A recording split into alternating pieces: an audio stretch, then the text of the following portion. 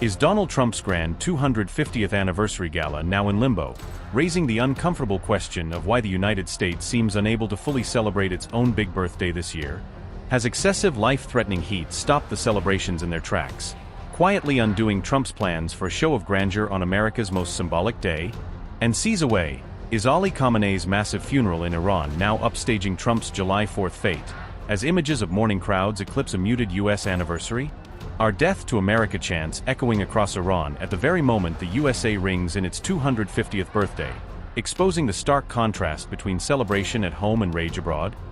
As Iran staged mass mourning for its late Supreme Leader with huge crowds on the streets, America's July 4th events seemed to falter, sending a very different message to the world.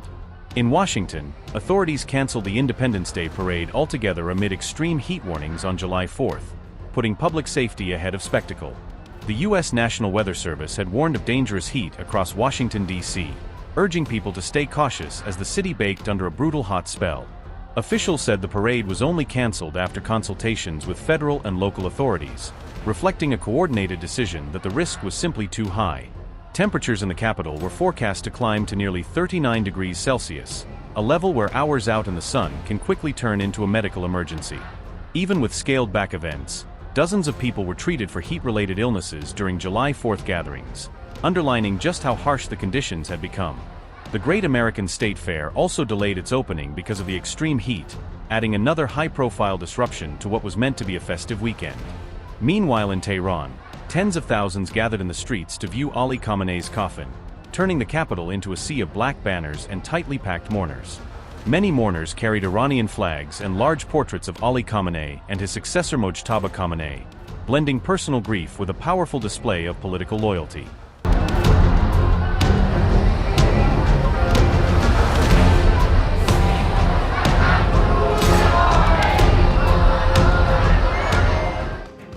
Mourners gathered around Ali Khamenei's coffin, chanting calls for revenge against the United States and Israel. Crowds erupted with chants as Iranian authorities unveiled the casket carrying Khamenei's body. The funeral quickly transformed into a massive public rally, with calls for retaliation echoing through Tehran. Thousands repeatedly shouted revenge, revenge, as they paid tribute beside Khamenei's coffin. Anti-American and anti-Israel slogans dominated the funeral ceremony throughout the gathering. Mourners declared that revenge remained their only message as Khamenei's body lay in state. A controversial Kill Trump flag was raised during the ceremony as public anger intensified in Tehran. The funeral venue was filled with banners demanding what supporters described as blood vengeance. Iran projected a message of defiance as the state funeral procession officially got underway. The funeral procession will continue through several cities before Khamenei is buried in Mashhad. Many mourners broke down in tears as Khamenei's glass casket was unveiled in Tehran. The black turban placed atop the coffin became one of the most symbolic images of the ceremony. Family members killed in the same strike are being laid to rest alongside the late leader. A symbolic replica of the destroyed compound was created to serve as the backdrop for the farewell. Authorities expect record-breaking crowds as the funeral ceremonies continue over several days. What began as a state funeral has evolved into a nationwide call for retribution.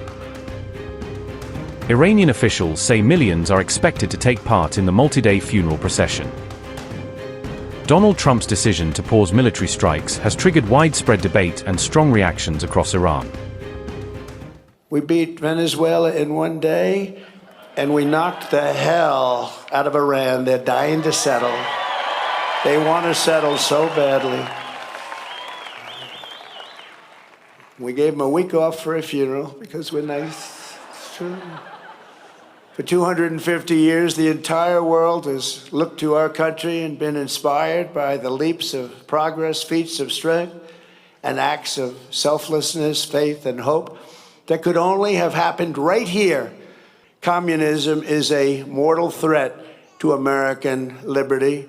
It is the greatest threat to our country, including World War I, World War II, Pearl Harbor, or even 9/11. We're not going to let this happen to us. Believe me, we're not letting it happen. Because communism is the enemy of free people everywhere in the world. Never works.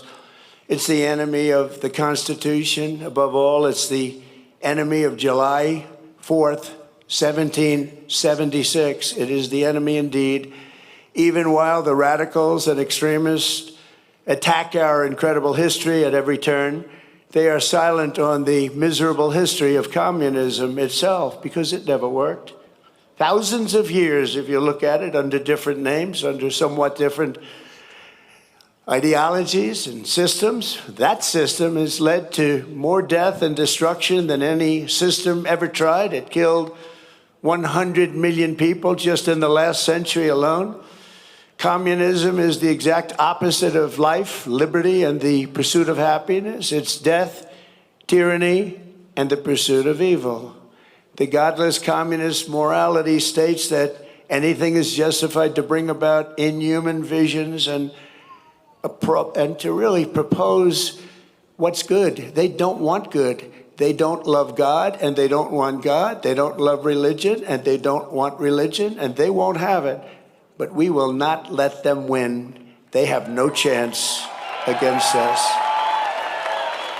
They have no respect for law, justice, principle, tradition, or your God-given rights. It's an ideology of mass theft, mass control, mass lies, and mass murder. Such doctrines can be given no quarter in a democracy, because the first thing they do when they get into power is turn around and destroy it. It always is destroyed, just as communists have done in other countries all over the world, no matter where you look. Very simply, communism represents the worst ideas and abuses in history by the worst people. The American founding represents the best ideas and traditions in history by the best people like you. You can be loyal to Karl Marx, or you can be loyal to America. You can be a communist, or you can be a patriot. You cannot be both. As for those who peddle Marxist lies about our heritage, who tell our children that we live on stolen land, or that our heroes were oppressors, they're doing something much worse than slandering our past. They are slandering and attacking our future. Not going to let that happen. They're trying to tear down the great American character, to destroy the people who declared independence, who crossed the Delaware, who settled the West, and conquered the skies. You know who those people are. But we will never let that happen. Our American ancestors did not shed their blood at Concord and Trenton, Gettysburg and Shiloh, Midway and Normandy, just so that a band of thieves, radicals, and lunatics could come in and loot, pillage our nation. Our heroes died to win, build, and to save, and to build truly a great country, the greatest country ever in the world.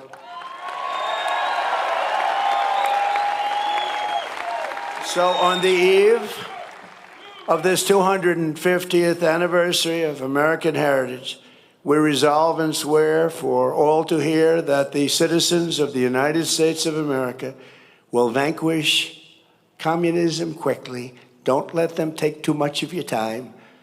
You know they're wasting your time, don't you? But we're not going to let them take too long or too much of our time as they play their games and send them into exile. We will send them quickly away, and we will continue to build our country bigger and better and stronger than ever before. America will never be a communist country.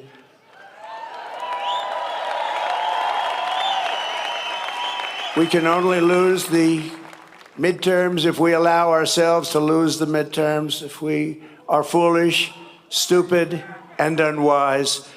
But if we terminate the filibuster, as we should do, and immediately vote for the Save America Act, then we will not lose an election for 100 years. We do that, we're not going to lose an election for 100 years. The Communist Party is made up of illegal immigrants, criminals, and everybody that doesn't want to work. Communism is a loser. It always was, and it is right now. It's a big loser. Look at the people that are promoting it. They are not the people you're going to follow. In 250 years, the free people of this land have accomplished more with our liberty than any other society has accomplished, even in thousands and thousands of years. As you look back and you study, what our critics will never understand is that America is not the sum of its mistakes. Our mistakes make us human. Our achievements make us American, and nobody has ever had the achievements that we've had. We are the nation that dreamed and created the modern world. We laid the railroads. We raised up those big, beautiful skyscrapers, harnessed electricity, and invented the light bulb, the telephone, the airplane, the assembly line, the television, the microchip, the personal computer, the internet, the GPS, the smartphone, and almost everything else that has ever been invented, including, especially over the last few days in certain areas, a thing called air conditioning. We invented it all. We charted the human genome to cure diseases. We powered entire cities by splitting single atoms and planted our flag on the moon. Americans fill the airwaves of the planet with our music and our culture. We invented baseball, basketball, football, volleyball, NASCAR, and the rodeo. We love that rodeo of the West. Americans have won the most Olympic medals of any country in the world by far, the most Nobel Prizes. Well, they haven't given me one. Settled 8 wars, I still haven't gotten it. That's okay. And the most world records. We publish by far the most patents. We produce the best movies. We make the best music. And we raise up the greatest entertainers and strongest athletes the world has ever seen. So true. We built the biggest and most dynamic economy. And by the way, our country today is doing better than it's ever done before. Never had anything like it.